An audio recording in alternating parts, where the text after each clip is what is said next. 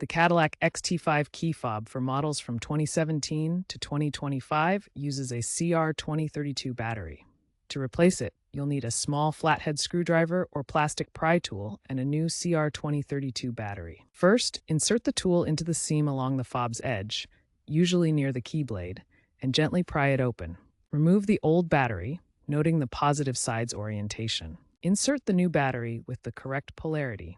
Snap the case back together firmly.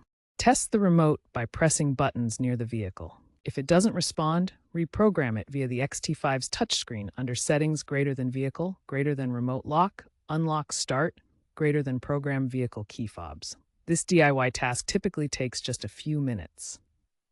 If the remote doesn't work after a battery change, the most common cause is a dead battery or incorrect battery insertion.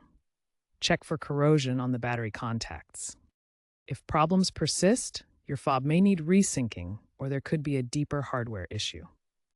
Note that a 2024 GM recall, an ATSA ID 24V23, addressed firmware glitches in some 2023-2025 fobs, fixable via software update.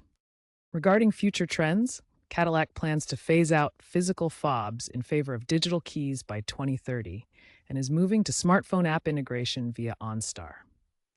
While battery swaps will be necessary for current XT5 owners, keep an eye out for sustainable battery alternatives and recycling programs. Store your fob away from metal to extend battery life.